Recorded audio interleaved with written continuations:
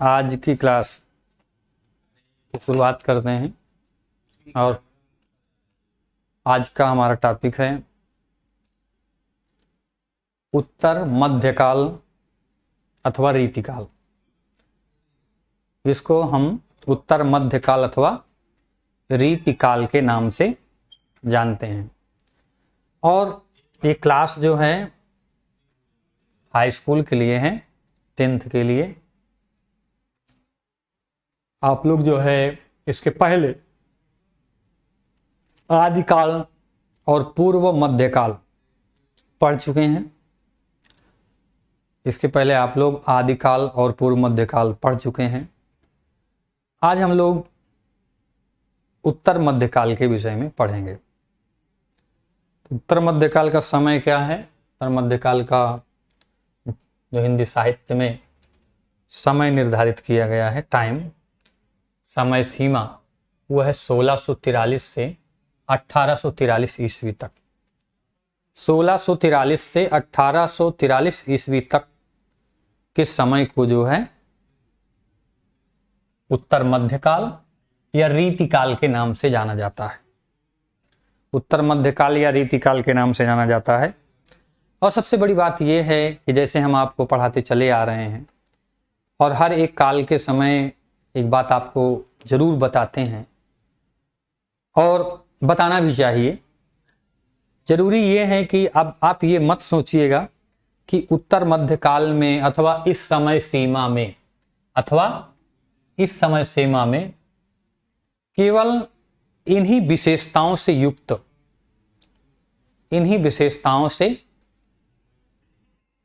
युक्त जो है रचनाएं रची जाती थी, ऐसी कोई बात नहीं है। अन्य रचनाएं भी रची जाती थी। बेटा मेरी तरफ से नोट्स की सारी फॉर्मेलिटी पूरी है, अर्थात मैंने नोट्स लिख करके रिटर्न भेज दिया है और फिर मैं बात करूंगा जहां से आपको अपडेट करना है, अपलोड करना है। वो अपलोड करना मेरा काम नहीं है, लेकिन फिर भी मैं एक बार रिक्वेस्ट करूंगा कि आप लोगों को जितने भी चैप्टर पढ़ाए गए हैं, जितने भी मैंने नोट्स अभी पर दिए हैं, वो नोट्स आपको मिल जाएं। ठीक है ना? तो कह रहे हैं आगे टेलीग्राम पे नहीं, ऐप पे मिलेगा। विद्याकुल लर्निंग ऐप पे आपको पूरे जो है नोट्स मिलेंगे। ठीक है? तो कह रहे हैं ये हम आपको ये बता रहे थे कि इस काल में अर्थात रीतिकाल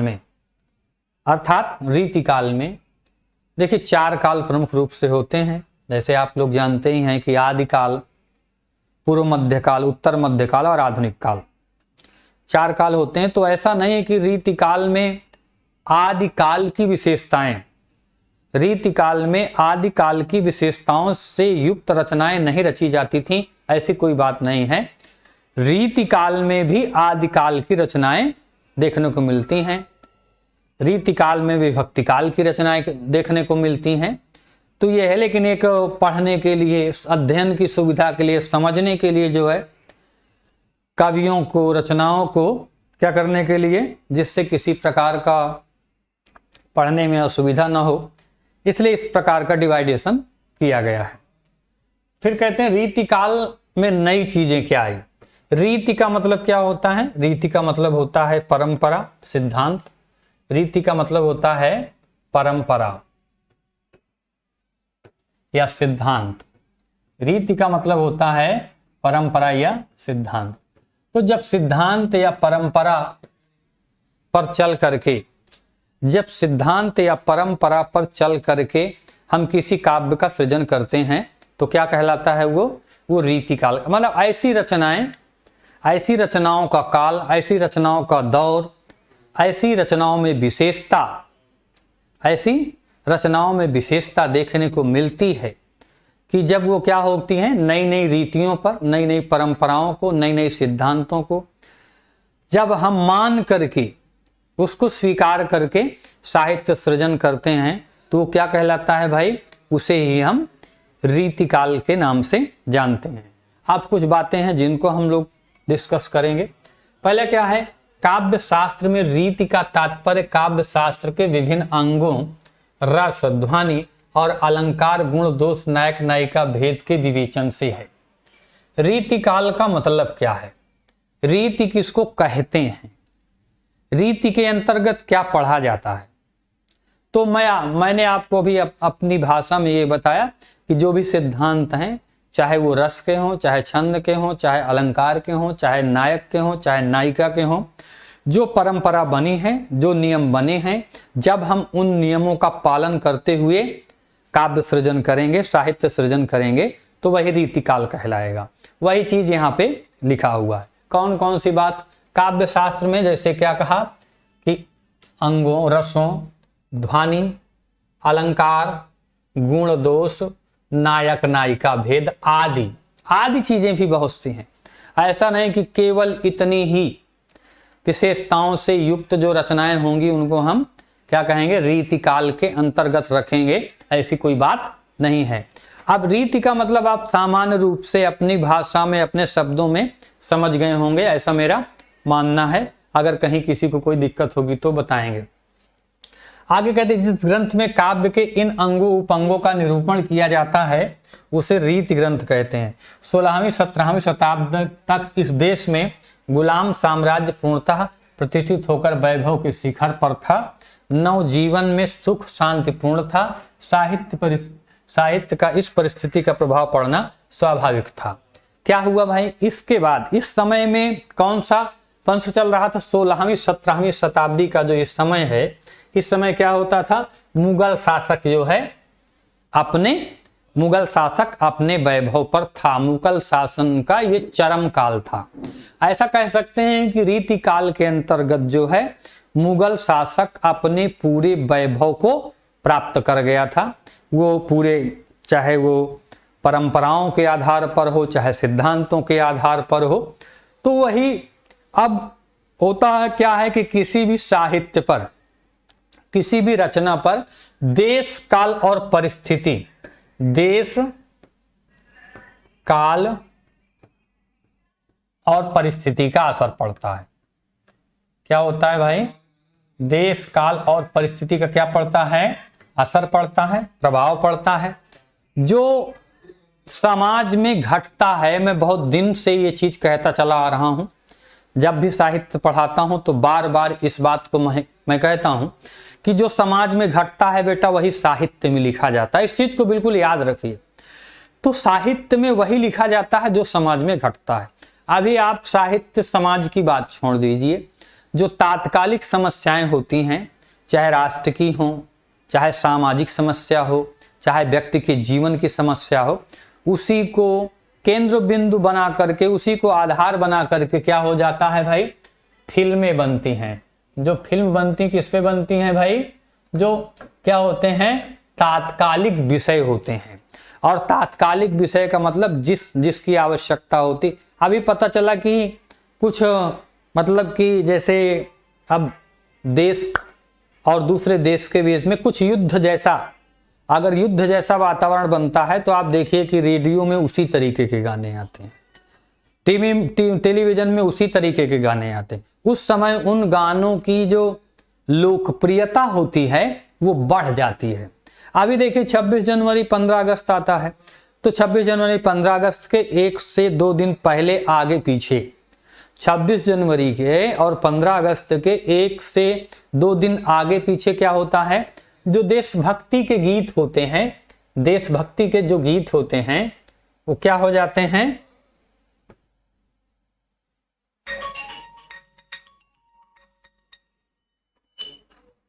देशभक्ति के जो गीत होते हैं उनकी क्या स्थिति होती है?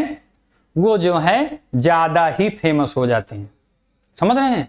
उस समय उनको ज्यादा सुना जाता है, उनको सुनने की उनकी जो है, आप ये समझिए कि सुनने वाले या श्रोता बढ़ जाते हैं। अब जैसे क्या होता है, देश काल परिस्थिति का मतलब यही है कि, और एक सबसे बड़ी बात ये भी है बेटा कि जब देखो क्या होता है, जब शादी का मौसम आता है, उत्सव का मौसम आता है, तो जैसा मौसम होता है उस प्रकार की परिस्थितियां बनती हैं। क्या होता है, उसी तरह से हम लोग अपने आप को ढालते हैं, उसी तरह से हम लोग अपने आप को करते हैं। क्यों करते हैं? क्योंकि जैसा वातावरण बनता, अगर उत्सव का वातावरण है, मान मान लीजिए कि घर में या परिवार में या आपके रिलेशंस में किसी की शादी है, तो आप क्या करोगे? उस समय तो खुशी के गीत गाओगे ना। क्या करोगे भाई? उस समय खुशी के गीत गाएंगे ना। हाँ, खुशी के गीत गाएंगे।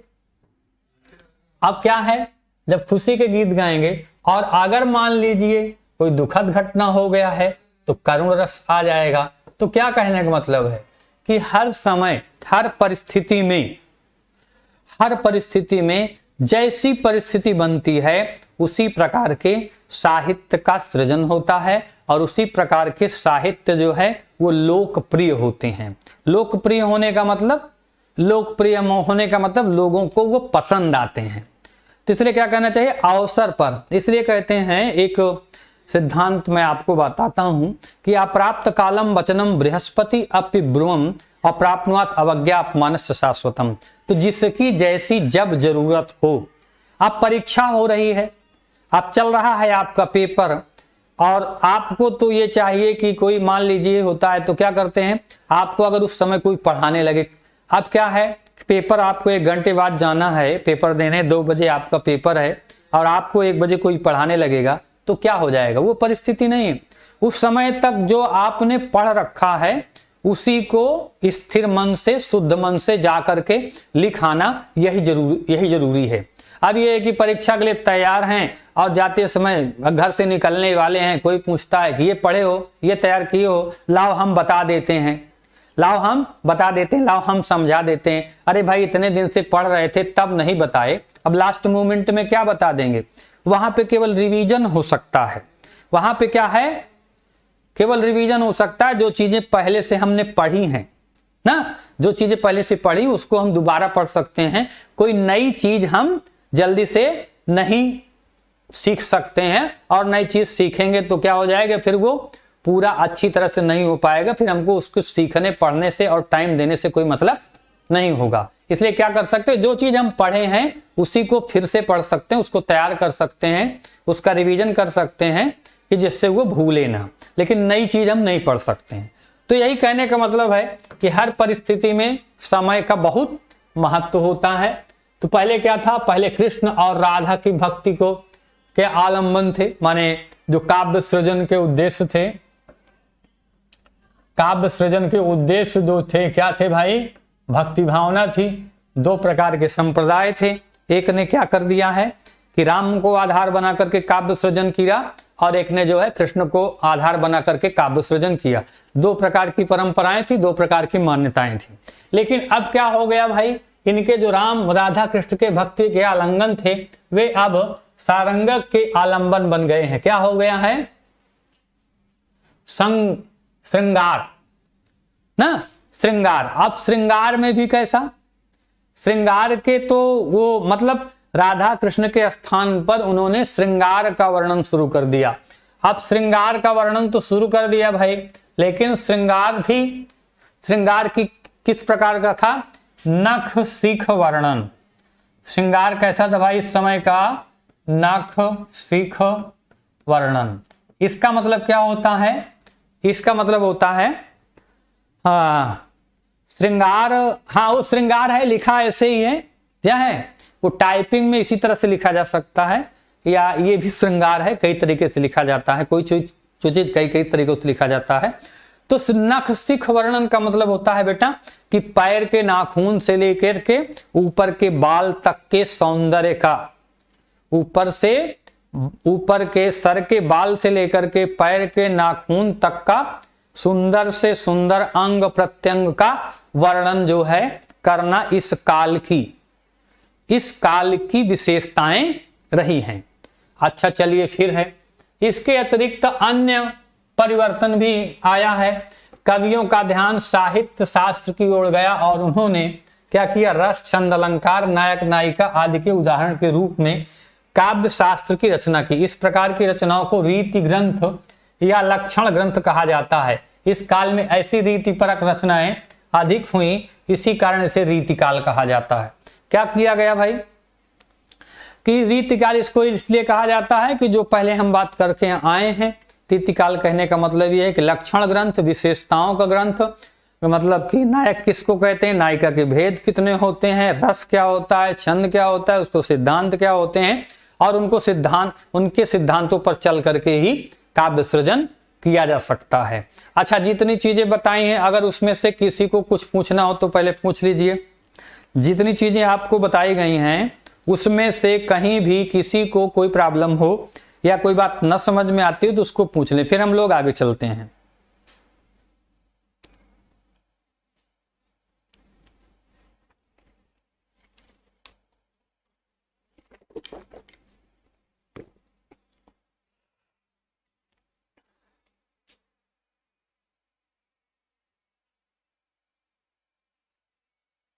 बोलिए भाई, अगर कहीं पे किसी को कोई प्रॉब्लम है तो जल्दी से बताइए। आप लोगों को समझ में आ रहा है ना?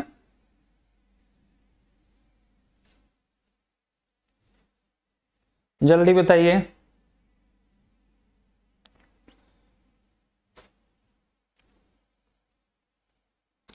रीति का मतलब हमने आपको ये बताया कि किसी परंपरा पर, किसी सिद्धांत पर चल करके, किसी नियम पर चल करके अगर हम कोई कार्य करते हैं तो वो रीति होती है। मानव जीवन में रीति का मतलब परंपरा। जैसे कहते हैं ना, रघुकुल रीति सदा चली आई, प्राण जाए पर वचन न जाए। तो रीति का मतलब क्या हो गया? परंपरा। हमारे संबंध में, रघुकुल के संबंध में। अगर साहित्य के संबंध में आ जाती है तो उसका मतलब हो जाता है कि जो नियम हैं, जो सिद्धांत हैं, रस के संबंध में, छंद के भी संबंध में, नायक नायिका के संबंध में आदि जो भी सिद्धांत हैं उनको रीति के नाम से संबोधित किया जाता है। अब बात समझ में आ गई रीति क्या है? एक लाइन में आपको बता दिया गया कि रीति क्या है। रीति का मतलब परंपरा है, रीति का मतलब सिद्धांत है, रीति का मतलब काव्य शास्त्रीय विशेषताएं हैं।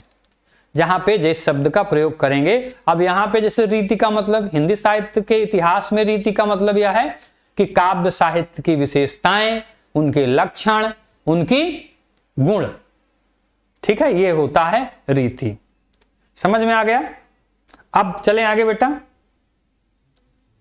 अगर आप समझ में आ गया तो हम आगे चलते हैं।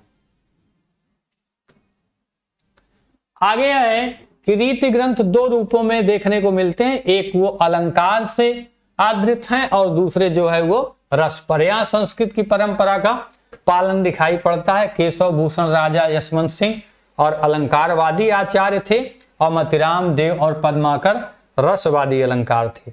आप देखिए इसमें क्या कर दिया भाई, दो प्रकार के भेद बना दिया।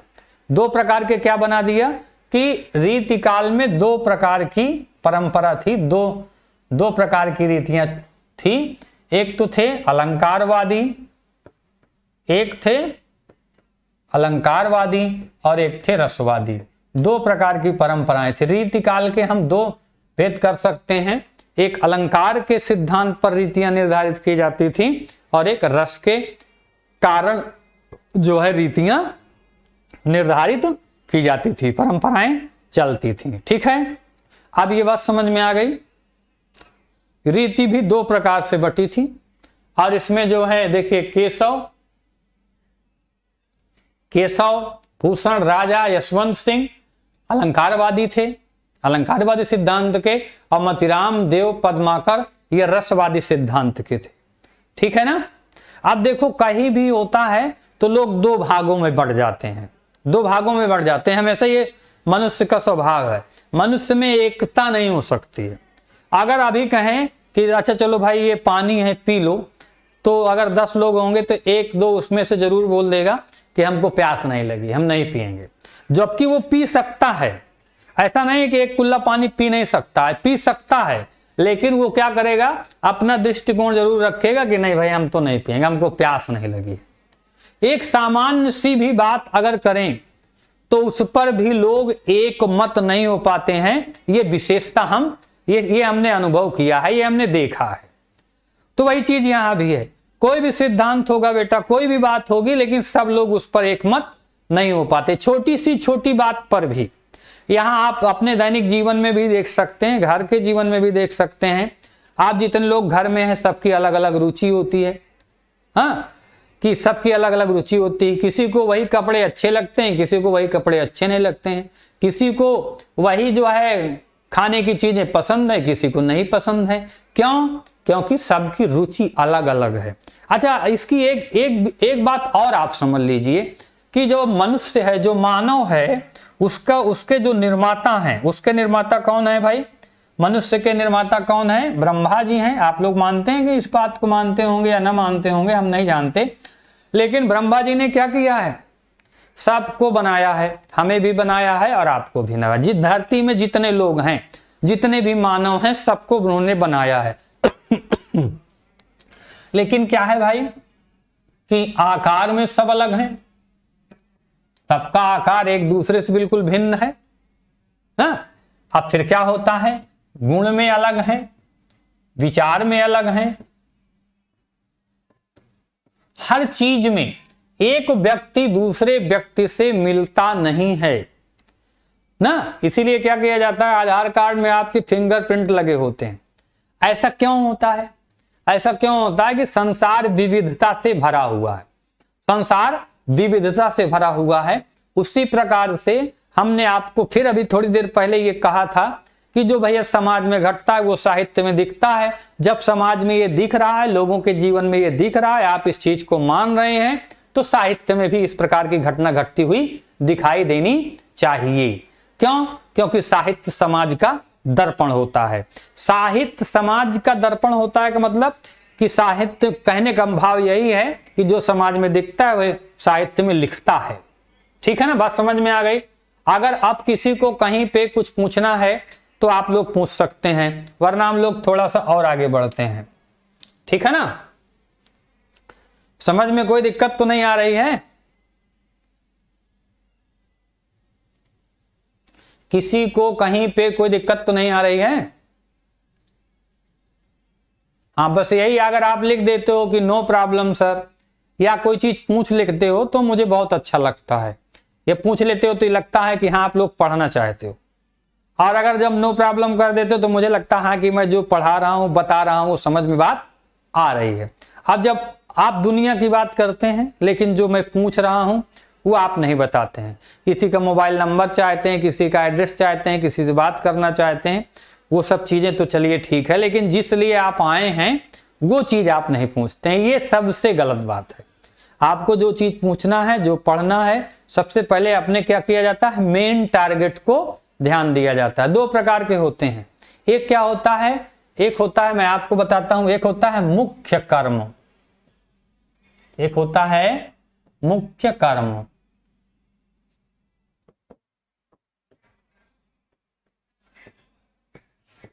विद्यार्थी का मुख्य कर्म, और होता है गौड़ कर्म। अब हमको बताइए कि मुख्य कर्म क्या होता है और गौड़ कर्म क्या होता है। एक विद्यार्थी का, एक छात्र का मुख्य कर्म क्या होता है और गौड़ कर्म क्या होता है? कोई बता सकता है?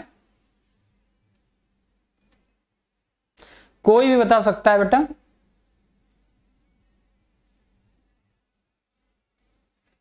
जल्दी से बताइए।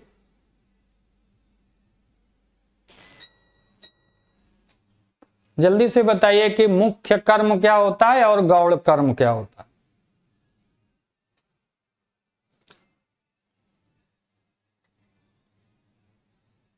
बोलो बेटा।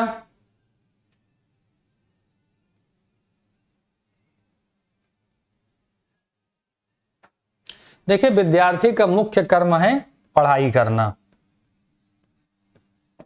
और गौड़ कर्म है दोस्ती करना। क्यों? स्कूल आप क्यों जाते हो भाई? पढ़ाई करने के लिए जाते हो। यहां किस लिए आए हो? पढ़ाई करने के लिए आए हो। बाकी चीजें सेकेंडरी हैं भाई, बाकी चीजें तो दूसरे स्थान पर आती। कोई भी चीज हो, कोई भी चीज हो, बाकी सब चीजें दूसरे स्थान पे आएंगी। पहले स्थान पर क्या है? पढ़ाई करना, क्योंकि पढ़ाई करने के लिए यहां आए हैं। पहला काम है पढ़ाई करना। अब आपने इसको कर दिया खत्म और इसको कर दिया आगे, क्या हो जाएगा? तब तो फिर आपके जो मेन लक्ष्य है, जो मेन टारगेट है, वो तो कभी नहीं पूरा हो सकता है। ना। जैसे कहते हैं कि यहाँ एक नियम भी है व्याकरण में, सिद्धांत में एक नियम है ना कि वह गांव जाते हुए बकरी भी ले गया, गांव जाते हुए मेरी किताब भी ले गया। क्यों भाई? गांव जाना था उसको, वो तो उसका मेन कर्म हो गया। और दूसरा कर्म क्या हो गया? मेरी बुक भी ले गया। जाना गांव था तो मुख्य कार्य क्या है? गांव जाने का है। और मेरी बुक ले जाना उसके लिए क्या है? वो दूसरा कर्म है। तो मुख्य कर्म विद्यार्थी का क्या है भाई? पढ़ाई करना, पढ़ाना, पढ़ना पढ़ाना। और मैं टीचर का जी है, हाँ, टीचर का भी उसको क्या करना है?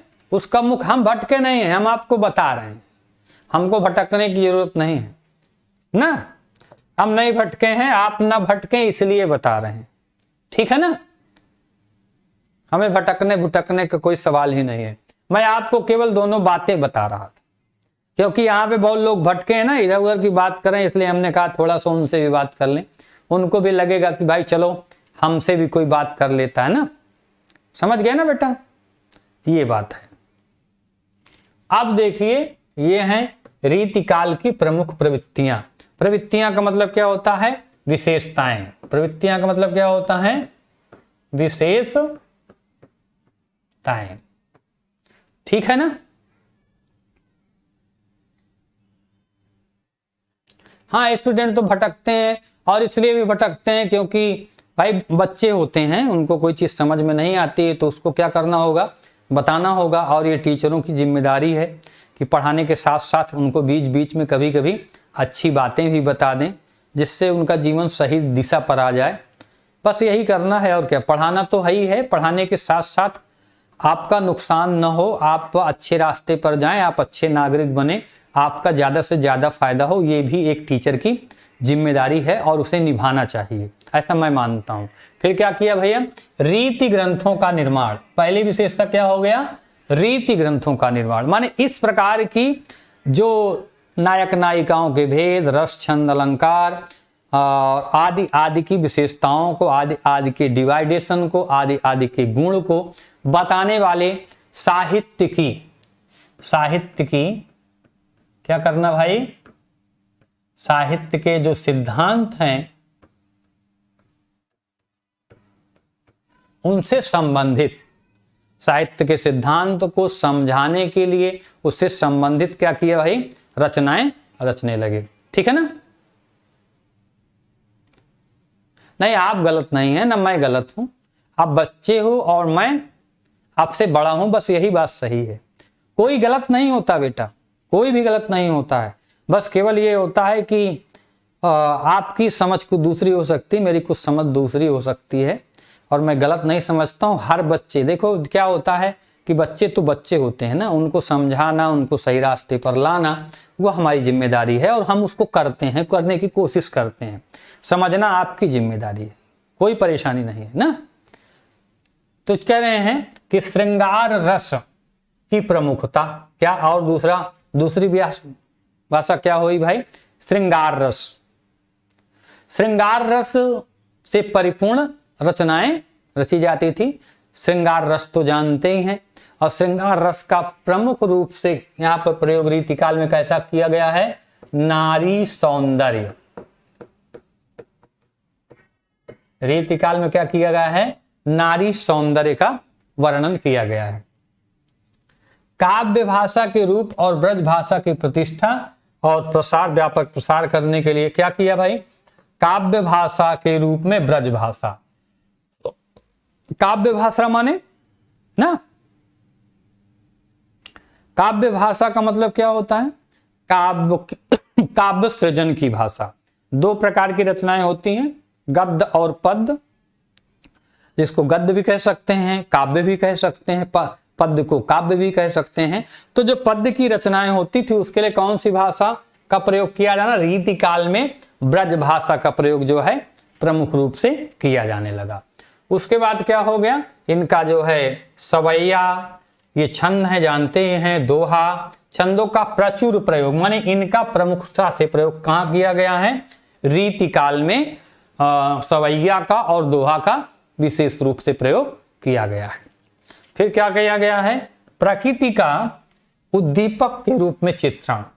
उद्दीपक क्या होता है, उद्दीपक जानते हैं आप लोग, ये चीज, ये शब्द रस में आता है। उद्दीपक का मतलब क्या होता है, उद्दीपक क्या होता है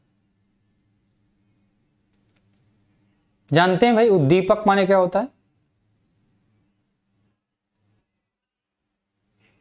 उद्दीपक का मतलब होता है भावों को जागृत करना, भावों को जागृत करने के स्रोत ना, कुछ ऐसी घटनाएं होती हैं। ठीक है, बात समझ में आ रही है? कहीं पे कोई दिक्कत हो तो बताइए। उसके बाद क्या है, आश्रयदाताओं की प्रशंसा, जो हमेशा से रहा है कि भाई जो राजा रहेगा उसकी प्रशंसा करेंगे, उसके गुणों का वर्णन करेंगे। और फिर क्या किया, कला पक्ष की प्रधानता, कला पक्ष और भाव पक्ष होता है। कला पक्ष का मतलब वही रस छंद अलंकार की तरफ, भाव का मतलब अर्थ की तरफ होता है। आप कहते हैं इस काल की प्रमुख प्रवृत्तियां हैं, प्रमुख प्रवृत्तियां माने प्रमुख विशेषताएं हैं, ये इस काल की प्रमुख विशेषताएं। अगर इसमें से कोई भी ऐसा शब्द हो जिसे आपको न समझ में आता हो, जिसका मतलब आप न समझते हो, तो आप हमको कमेंट करके हमसे पूछ सकते हैं, जहां भी आपको दिक्कत हो। ठीक है ना? और किसी को कुछ पूछना है तो बताएं। और किसी को कुछ भी पूछना है तो बताएं।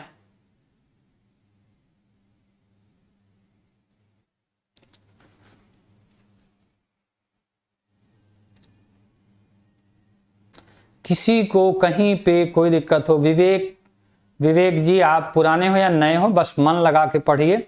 और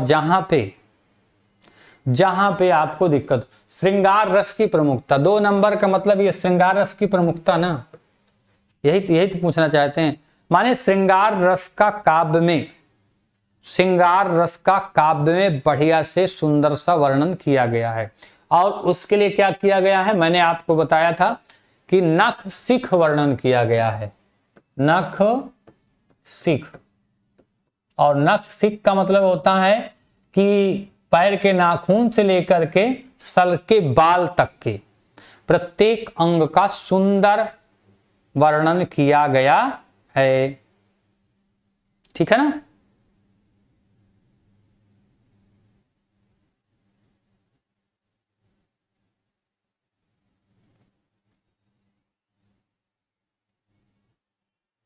ठीक है,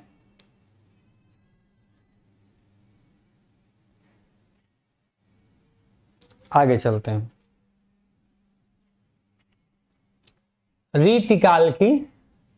रीतिकाल से हिंदी साहित्य के इतिहास को क्या मिला? रीतिकाल आने के परिणाम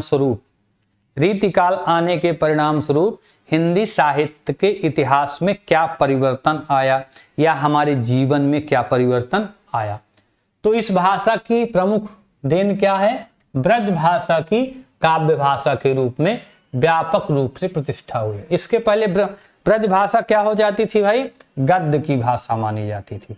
अब क्या हो गया, रीतिकाल ने क्या किया, ब्रज भाषा को काव्य भाषा के रूप में, काव्य की भाषा के रूप में प्रतिष्ठा हुई। ठीक है ना? आप लोग देखते हैं, आप लोग ये देखे भी हैं कि जैसे क्या है कि अवधि जी की, क्या कहते हैं, तुलसीदास जी की 2 भाषा है, अवधि और ब्रज। तुलसीदास जी की अगर पूछा जाए कि तुलसीदास जी की भाषा क्या है, तुलसीदास की भाषा, तो क्या होता है? अवधि। तुलसीदास जी की भाषा है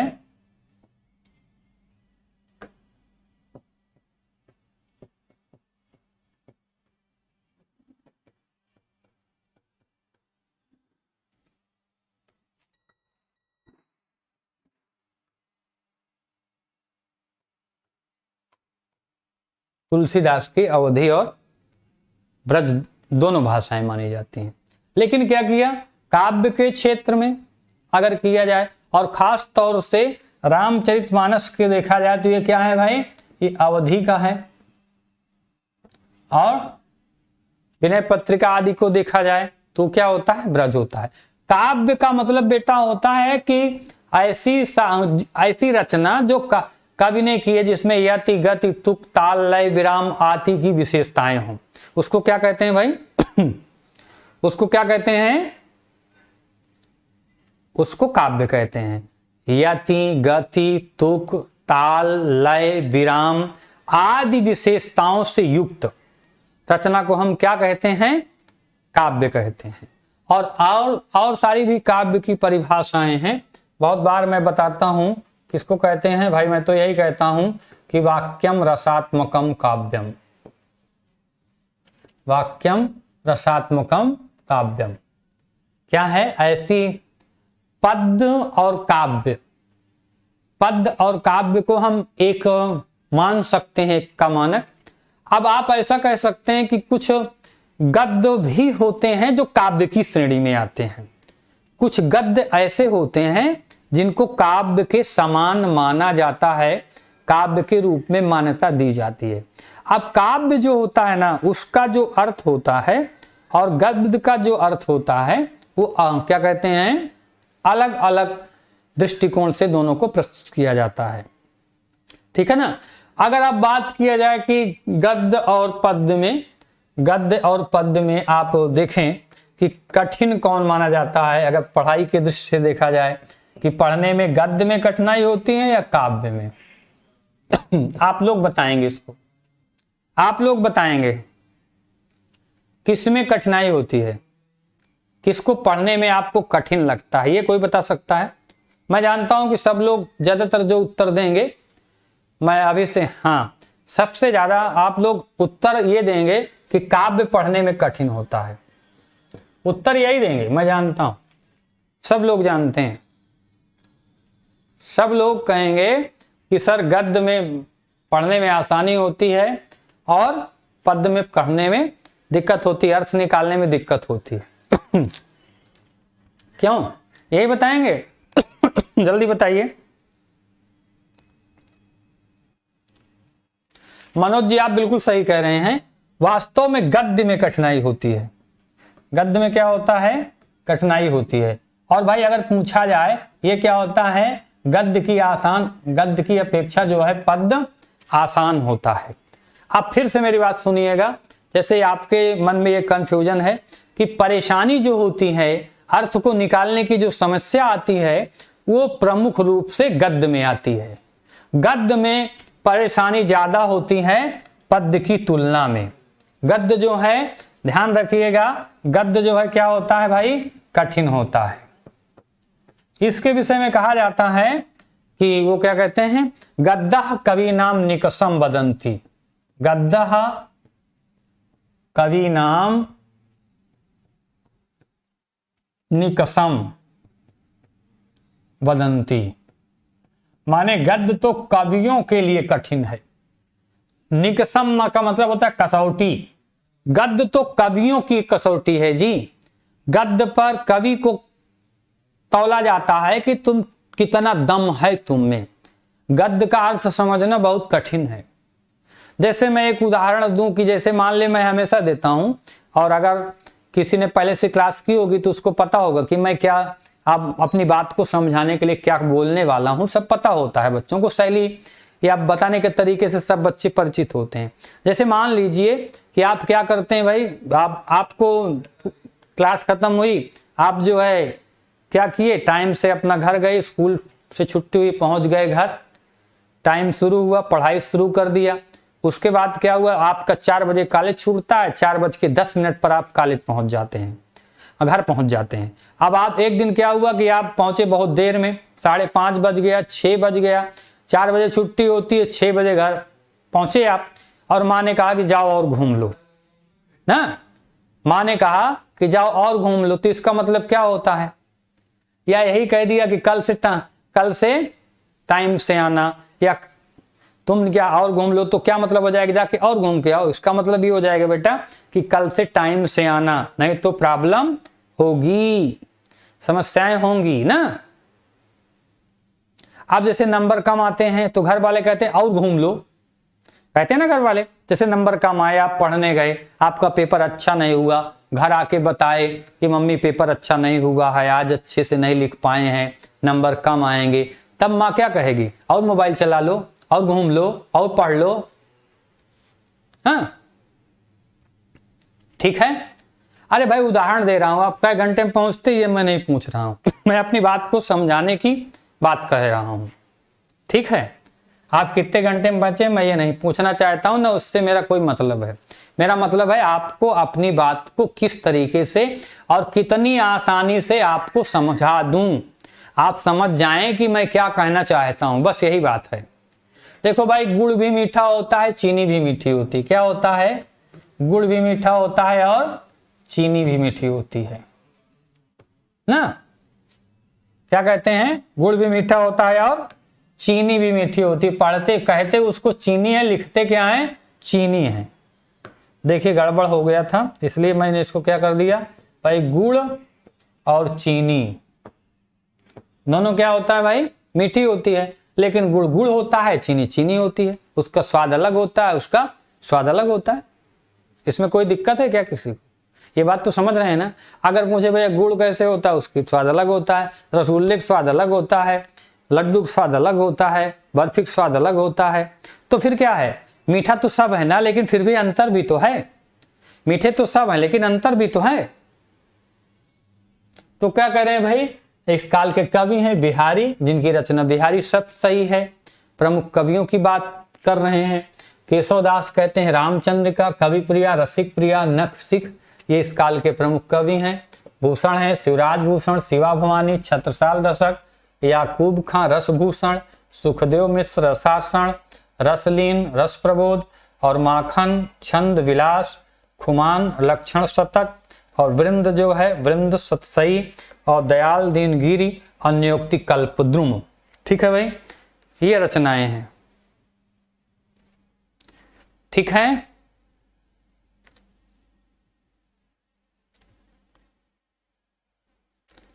समझ में मेरी बात आ गई?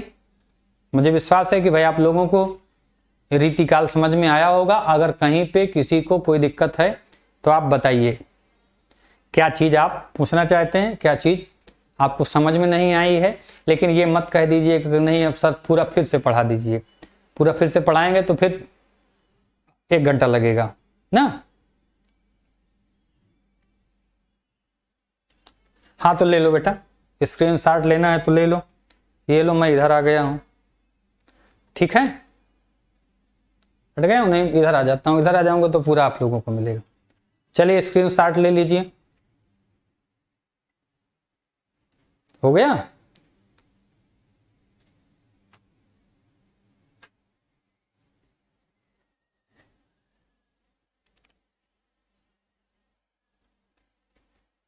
चलिए भाई, आज की क्लास के लिए आप सबको बहुत बहुत धन्यवाद।